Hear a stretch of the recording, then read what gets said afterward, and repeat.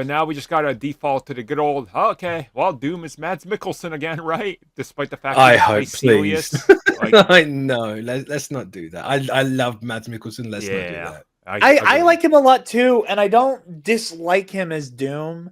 Mitch, you and I have had this conversation more times than I can count. I've said this on air more times than I can count. The MCU has dropped the ball in terms of like Jewish and Romani representation so many times that I do not think they can afford to cast a white man as Doctor Doom. I think it is like there are so many like white dude. Hell, there are like lots of people of color who aren't Romani who I think would be slam dunk casting for Victor Von Doom. You need to cast a Romani man. I would say so, yeah. And this is an excellent time to pull a Star Wars, to grab an unknown. You know, like and catapult somebody's career and like create a like name or a household name. I think actor. you're leading to that point where it's like Doctor Doom can make the next star. The next star doesn't need to make Doctor Doom. It's Doctor Doom, you know? It's like, hey, I wonder if that's part of why everyone's not overly hot on Pascal as Reed, right? Because everyone's expecting this typical, like, it's a massive role. They're clearly going to get an unknown because that's what the MCU does. You know, that's what it's inherently famous for. And then it's Pedro Pascal. It's like, oh, okay, it's just a subconscious thing adding another franchise to his Infinity Gauntlet. Yeah. But yeah, no, like I said, I just that's my thing with Doom is that like Mads Mikkelsen. Part of what freaks me out about the Mads Mikkelsen casting is that there's going to be kind of like a flattening of Doom's timeline as well. Is that like if you're casting Mikkelsen, either you're going to just do what Blade and Luke Cage are doing. Yeah. Where like Cottonmouth and Blade look alike, don't they? Isn't that weird? But I think it's a harder sell when it's two movie level villains.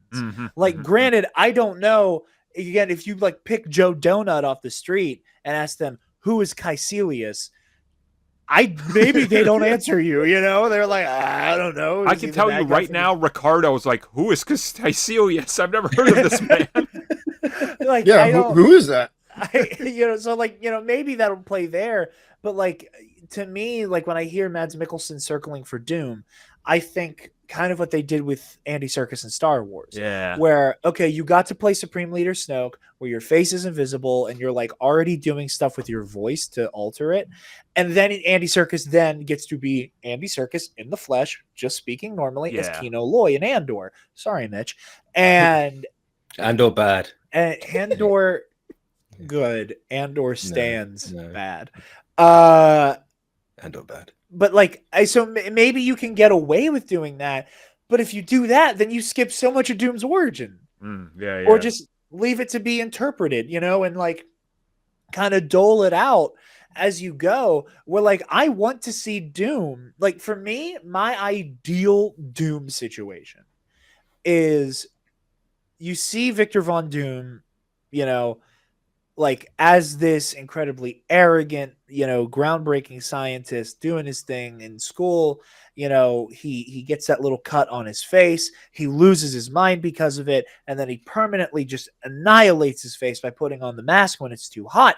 Like you go that route. And like, if he's already in like a green cloak and chrome armor, like I think you missed the opportunity to get into so much characterization for him and his psychology and his pathology that that by skipping all of that to just have Mads Mikkelsen do voiceover for Doom, you've skipped on what is going to sell people on Doctor Doom. We've always kind of advocated for that.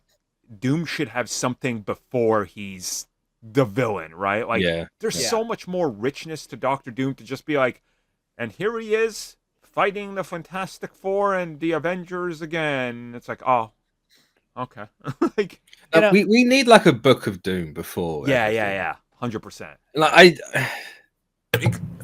I don't know how true the rumors are. Obviously, that they're gonna go for Doom for Secret Wars or whatever. So, but let's hypothetically, if they do it, if they do, I have the feeling that it's going to be a case of right, cool. We have our Fantastic Four and Doom. we're going to do Doom's one big moment because we have to repeat the Flash and do the only story people know. Yeah. Then after Secret Wars, it's right, recast a lot of them but younger, and then we go forward with it. It could be smart. Yeah.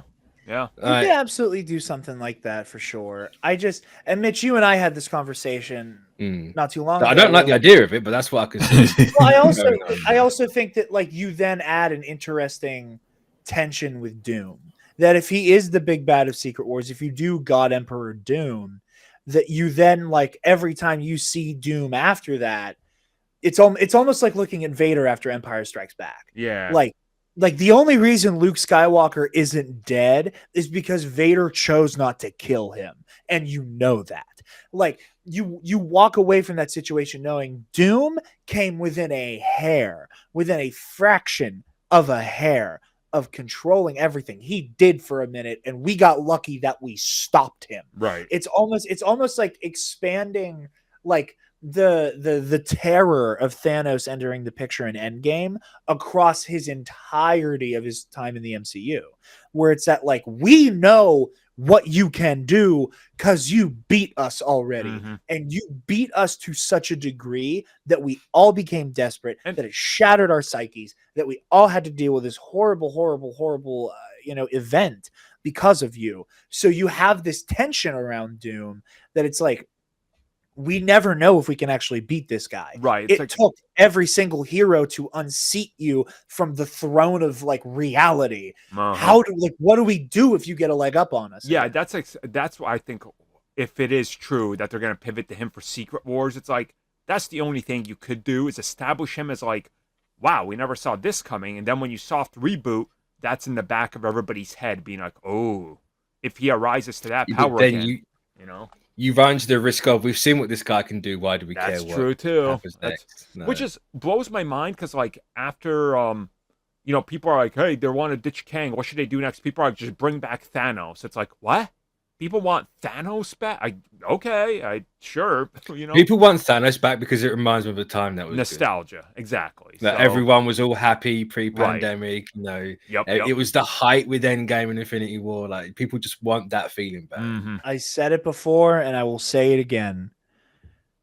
The annoying MCU fans, the soups of the world, did to themselves in 2020 in 1 year what it has taken several decades for Star Wars fans to do. Yeah, 100%. Where there is this bizarre rose-tinted glasses, and I'm not even trying to litigate like the quality of the prequels. That's not a conversation I'm interested in having at the moment, but like you have so many people who have convinced themselves that like look at like even if like the dubious nature of those movies and their quality, but it was all just so consistent and airtight, and there was a plan and there were ideas, and now everything's falling apart at the seams. Yeah. Where now we got a roadmap. People went, oh, now we know where everything's going, so everything's good again because we can track the progression. Pretending that stuff like Black Panther, an incredible film and a wonderful story, groundbreaking cinema, that like don't look at me and pretend that aside from like establishing Wakanda and these characters, Black Panther furthered the narrative of the Infinity Saga, right? Like, in terms of like Thanos and Infinity Stones and cosmic nonsense.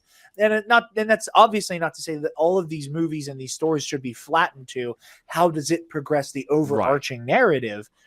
But like most of the movies in the MCU didn't. I think I can count on like two hands with plenty of fingers left the amount. There's literally 6 movies that did.